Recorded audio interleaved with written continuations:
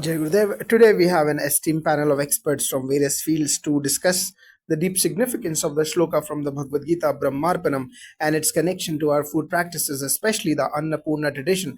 Let's begin by understanding the essence of the verse. Could someone elaborate on the meaning of this shloka and its connection to Brahman? Yes, the verse Brahmarpanam Brahma Haviha Brahmaganau Brahmana Hatum Hutam is a profound teaching from chapter 4, verse 24 of the Bhagavad Gita. It explains that everything involved in the process of an offering, the action, the object, and the one who offers, and even the receiver is Brahman, the ultimate reality. In this context, Brahman is the omnipresent cause of the entire creation. It highlights the idea that all actions and materials are ultimately pervaded by Brahman. This teaching not only applies to Vedic rituals but also extends to everyday acts such as eating. So, how do we relate this to our food practices, especially the tradition of Annapurna, the goddess of nourishment?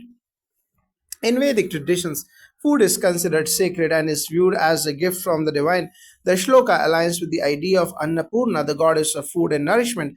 Just as the shloka says that the offering is Brahman, when we partake of food, we are essentially consuming what is consecrated by the divine. Before eating, we offer the food to Brahman, acknowledging that the food, the act of eating, and the one who eats are all part of the Brahman's creation. It is a way to maintain a sattvic, pure mind and purify the food spiritually.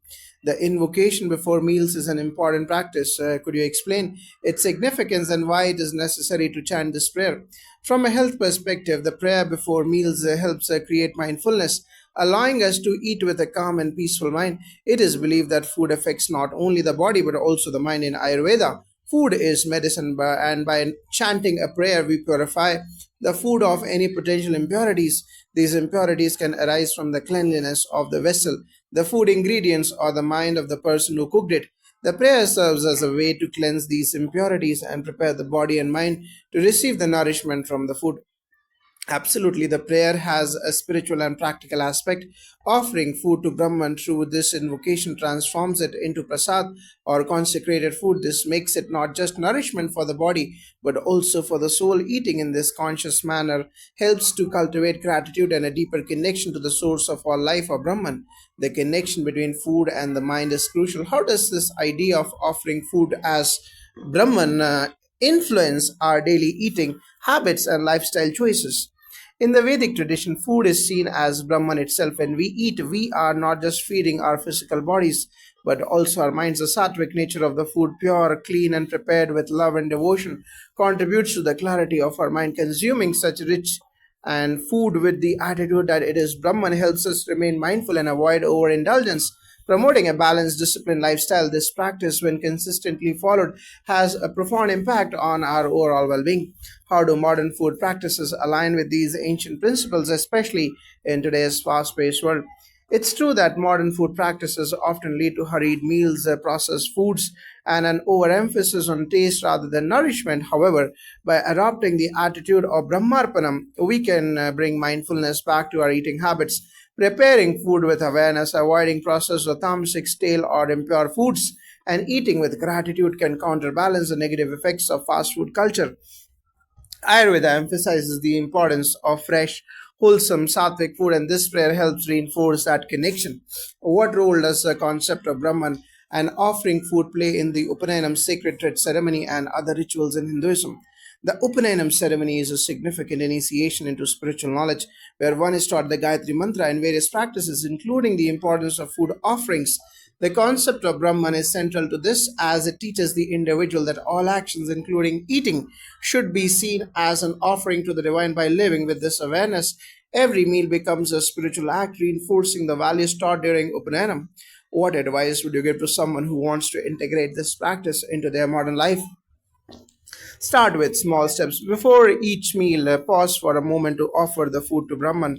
Even with a simple prayer like Brahmarpanam, focus on the purity of the food, the intention behind its preparation, the gratitude for having it. Choose fresh sattvic foods as much as possible and avoid overindulgence. This will not only enhance physical health but also bring mental clarity and spiritual peace. Thank you all for your insights on this profound topic. It's clear that the practice of offering food as Brahman and invoking Annapurna before meals has deep roots in both spiritual and practical aspects of life. Would any of you like to share final thoughts on the importance of this tradition? Yes, I would like to add that this tradition goes beyond just the physical act of eating. It teaches us that the interconnectedness of all things and reminds us that even the simplest acts like having a meal can be infused with spirituality.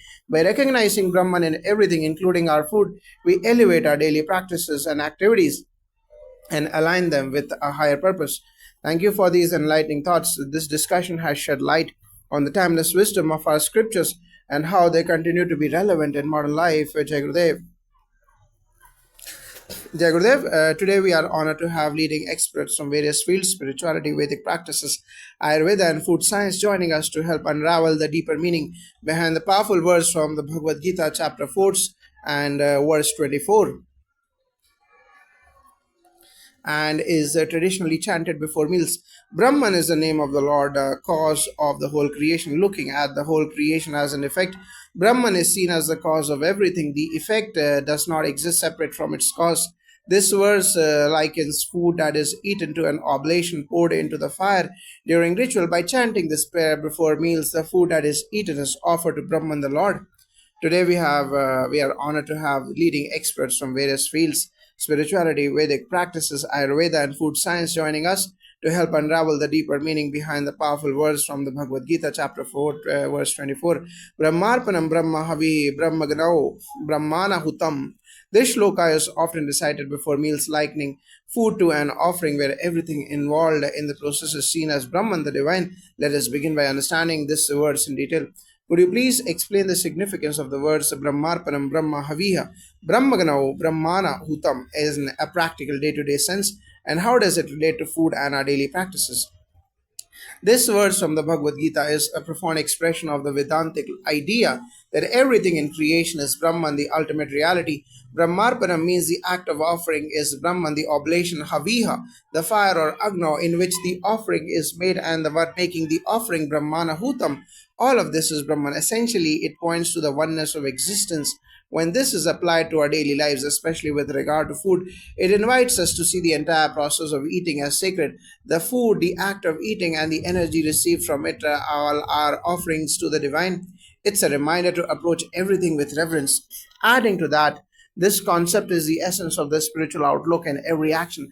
In practical terms, we are encouraged to see even simple activities like eating as a form of worship where we acknowledge that the food is Brahman, the act of consuming is Brahman, and the sustenance derived from it helps us in performing divine actions. By being absorbed in this consciousness, one naturally develops mindfulness and gratitude, which purifies the mind.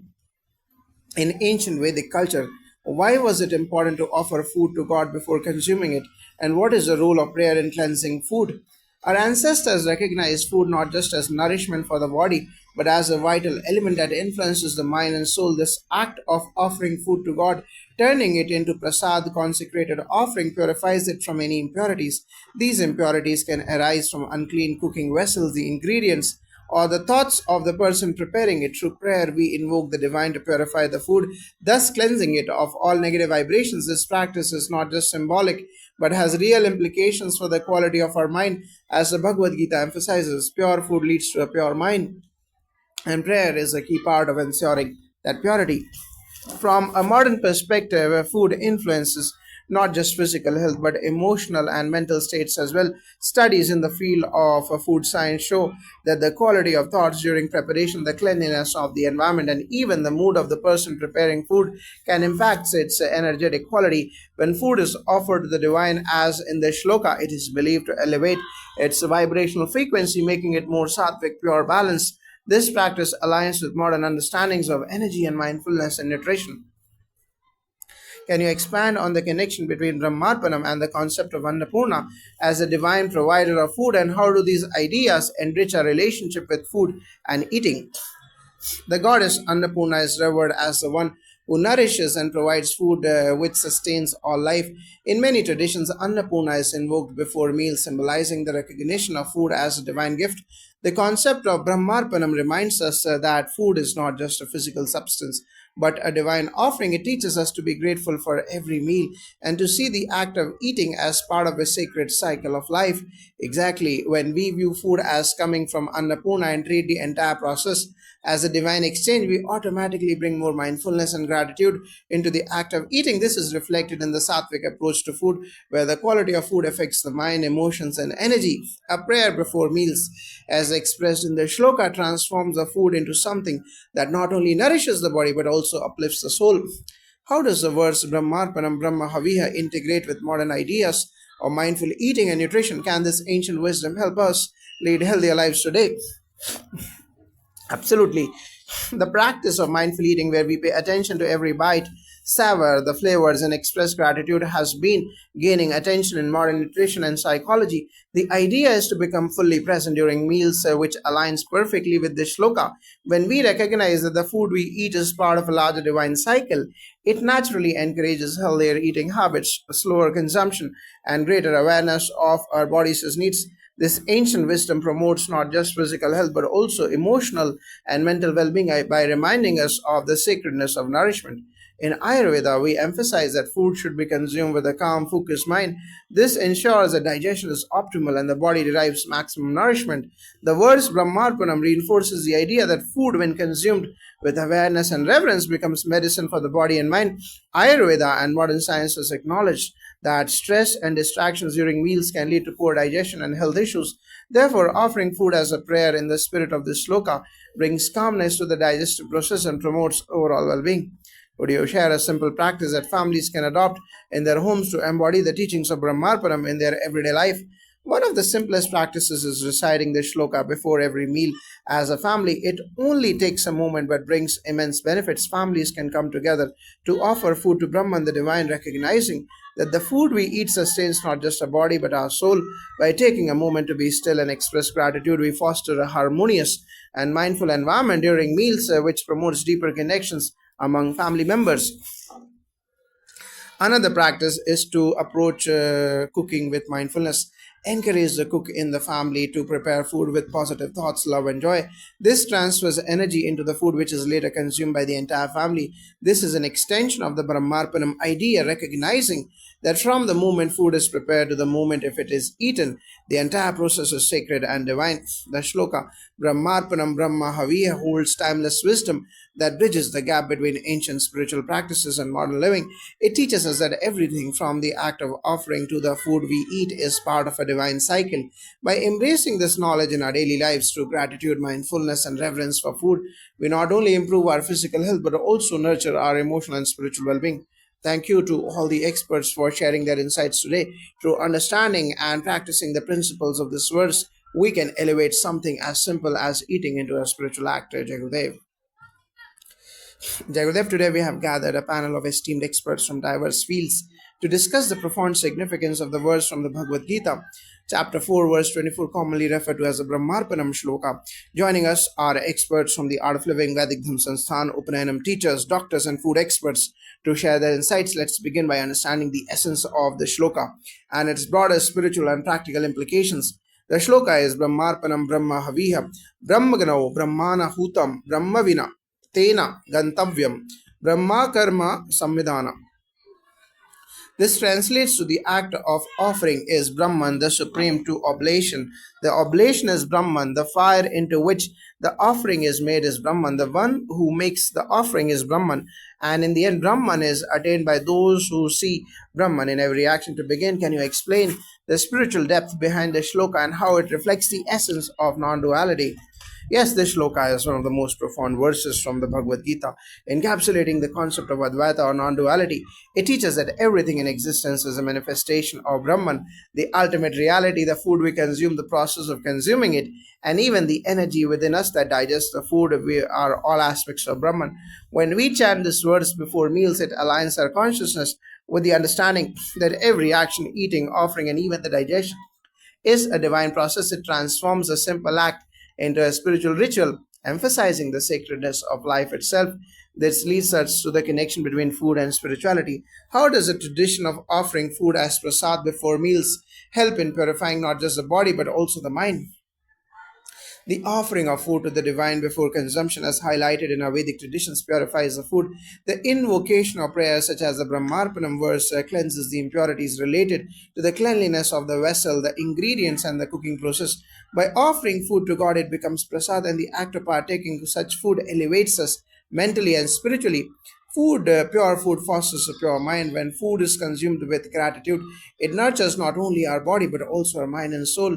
This aligns with the concept of Annam Para Brahma Swarupam. Food is a form of divine. From a health perspective, how does this practice of mindful eating and offering food before meals have any scientific backing? And how does this relate to modern day practices of food mindfulness?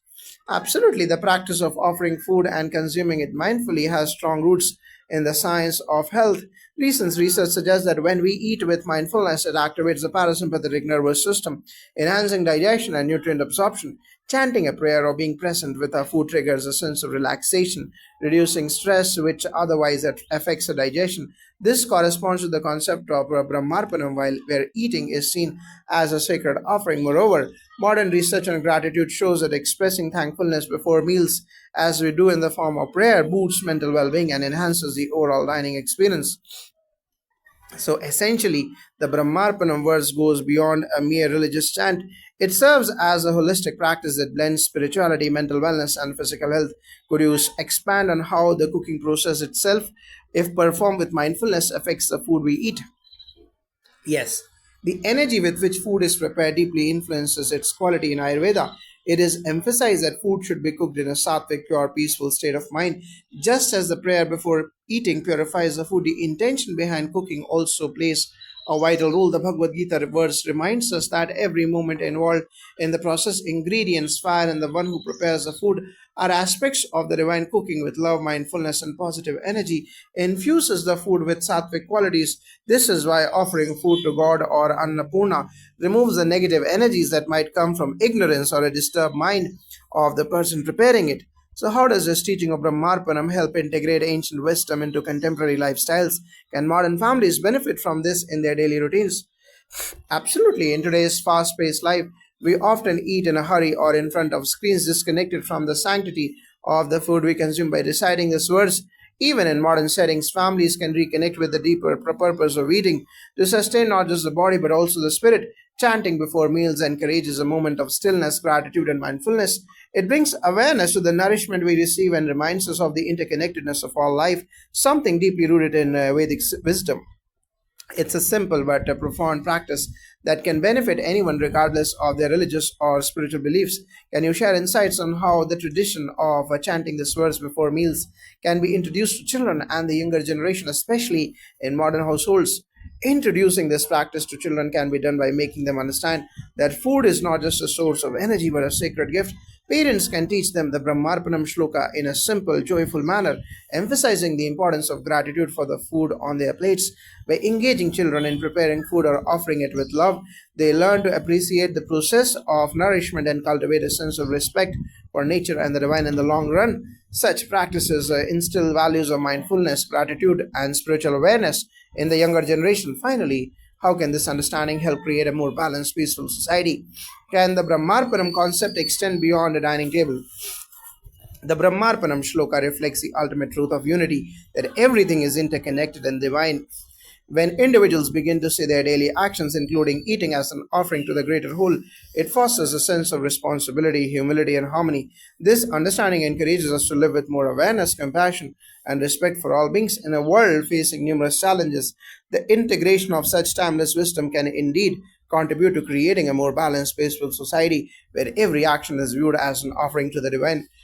Thank you all to all the experts for sharing your valuable insights.